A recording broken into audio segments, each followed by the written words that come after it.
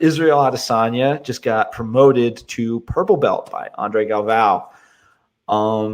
He's one of the highest profile fighters in the world currently, and like one of the best in definitely, I think it's fair to say by now, one of the best in the history of the sport. 20-0 record. He's beaten some real big names, and really only had one dud of a match against Yoel Romero, and that was mainly just because both of these guys are nukes and they don't want to go off before the other counter puncher can go off, and and then he followed it up by absolutely decimating Paulo Costa.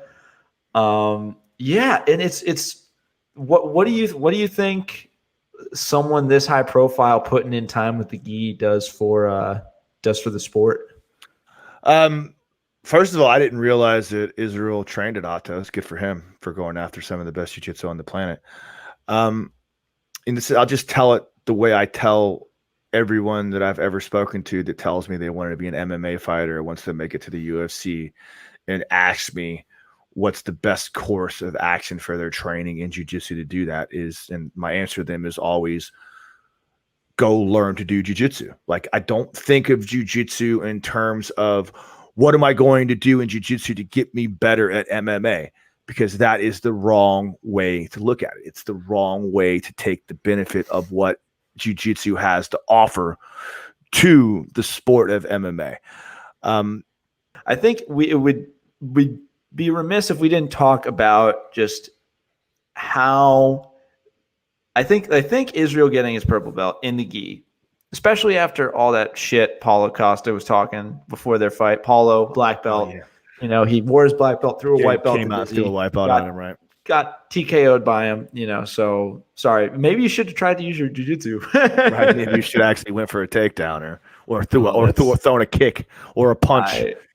I do not need Paulo Costa mad at me. Right. Yeah, that's a good point. But I think it's cool because it used to be jiu-jitsu and MMA were so inexorably linked, like the two were ubiquitous. And now it's not so much, like not as much. There's definite lines of demarcation. You got to train jiu-jitsu, but you don't really need the gi. You don't need to earn rank. You just need enough for a lot of people. Very few actually go out and pursue getting rank. Another guy that's been doing a similar commitment to actually gaining rank is like Shawn O'Malley. He's been not only doing getting promoted in the gi, but he's been doing like Grappling Industries. He's been doing tournaments. He's been active in the grappling scene. I want to know if jiu-jitsu still benefits from, obviously everyone should do jiu-jitsu. It's great. But do you think that the star power of an Israel Adesanya is like a huge deal anymore, given how different, like how separate the sports have kind of grown over the years? Well, I'll tell you why I believe that the idea of Izzy getting his purple belt from someone like Andre Galvao means something. And it's because I deal with young MMA fighters all the time, and all their talk about going to make it to the UFC. I'm going to be the one, unbreakable, all this other nonsense that you hear him saying. I just want to like bang my head against the wall half the time. And across the board, when you try to tell them, look, I know in your infinite wisdom of 6 months of training at the gym, and maybe you wrestled in high school, you watched a few UFC fights, and you think you know the best course to get to where you want to go.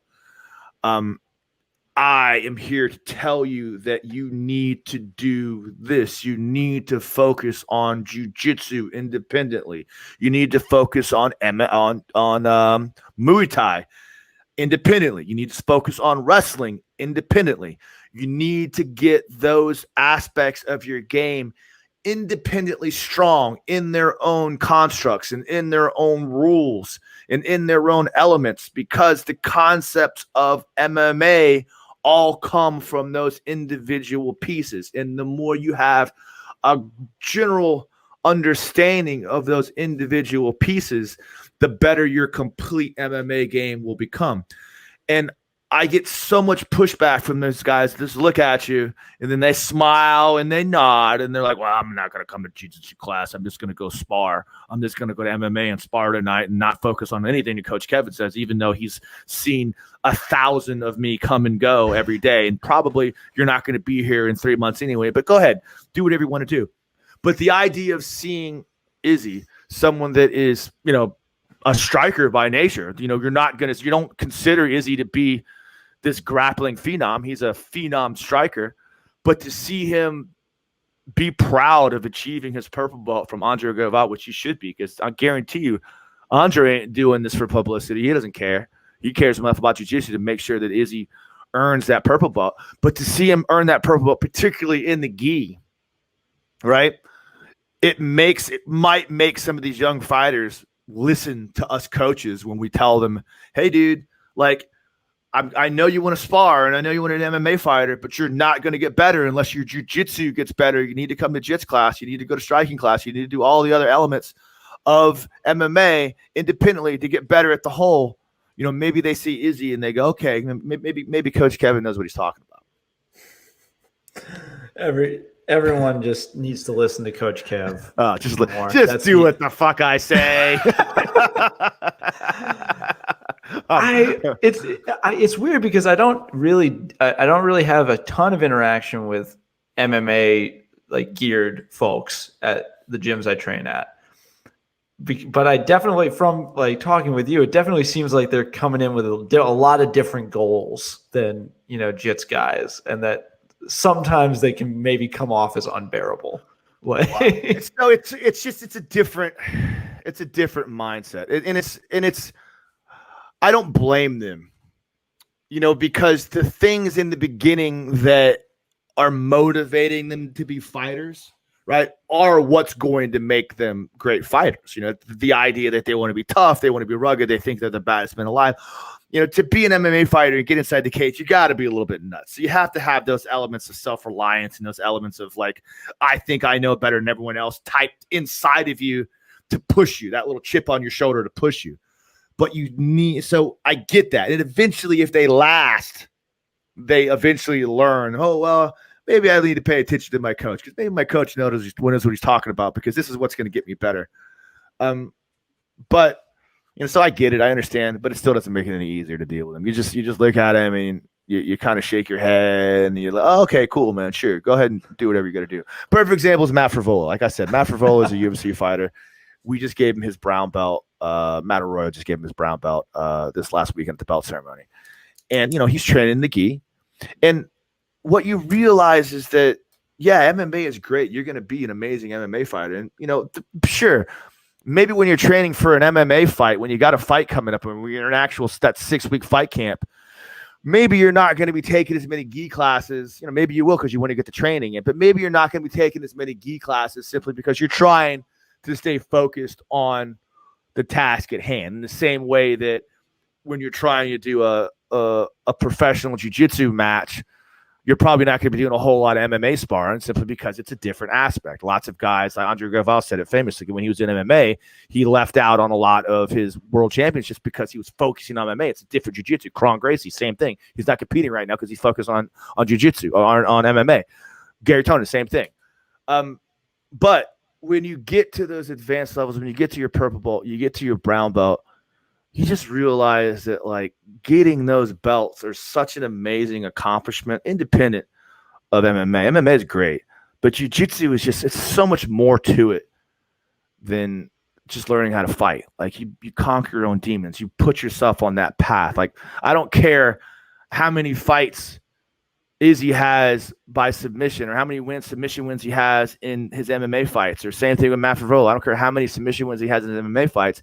If he's not in there grinding it out, focusing on making his jiu-jitsu better, you're still going to be a blue belt. You're a blue belt that got, rear naked choke in your match, or you're a blue belt that got a guillotine in your match. But if you don't know how to pass the guard, you don't understand the concepts that we consider to be purple belt or brown belt level, you're not going to advance. And you have to dedicate yourself to those things.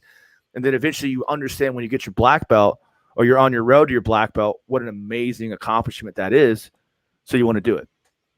I'm talking too much, Kev. I apologize. I think this is really big in like stuff that I would not have as someone with my level of experience, and that's really good insights. And I think whenever he talks about jujitsu, it's with Izzy. Whenever he talks about jujitsu, it's with such an earnest love. Like he loves learning martial arts. He's a martial artist, like in the vein of George St. Pierre, where he trains just because he loves it. Like I have no doubt that if the UFC was kaput and this guy had a day job, or if like there was no fighting anywhere, like he couldn't make any money off of it, this guy would still be doing it. Of course. Like he loves doing that. And what's great about him is that he's proven to be such a high level athlete, one of those guys that can just learn skills and adapt. And we've seen guys that have that athleticism, like, Nicky Rod, Stevie J, we just had him on the show. Guys that haven't been training very long, but are so committed with such a high level of athleticism that they can have a lot of success against like very experienced guys. And so I'm just waiting for what I think eventually will happen is that Izzy will be done with MMA, or maybe he will decide to take a step back from MMA and do less competing every year. And we see him do some jiu-jitsu competitions, just because he's a long guy. He's going to have a crazy guard. I could imagine him hitting triangles and arm bars from inside close guard like all day. I want to see him take that same manic like commitment that he's shown to striking for years and years and turn it to jiu-jitsu, just because I have no doubt he could win a title. Like I got no doubt in my mind. Like of course, and maybe after he gets through his MMA world, if he wants to continue to do some strictly jiu-jitsu stuff, maybe he will. But what I'll tell you is that competitive fire, I imagine the difference is like the competitive nature of MMA. Once you do MMA, it's very difficult to think of anything else in a competition type atmosphere. Like the idea of doing the world, there's a struggle, there's like a there's an allure to it. There's something that's gratifying about winning a world championship. But once you've been in a cage, particularly at the level that he's in at a UFC event as a UFC champion, like it's kind of a letdown emotionally. Nothing is the same high anymore. And you do these things for that high when you've competed at the level he has in the UFC cage. Like the high of being on the mat for a fight to win or a submission underground is cool, but it's not. It's never. You're not going to get that same give me my junkie needle. Yeah, it'll just be fun. It'll just be like a fun thing to do, right? Yeah, and I don't with how as many fights as he's had and he has not lost. I can't imagine he's ever really going to sweat over it. Or maybe he's such a competitor that just the idea of losing would make him sweat. You never know. It really is true. It really is true. Some guys just got to have it. They can't stop. They got to keep going. They figure out ways to get that juice in them.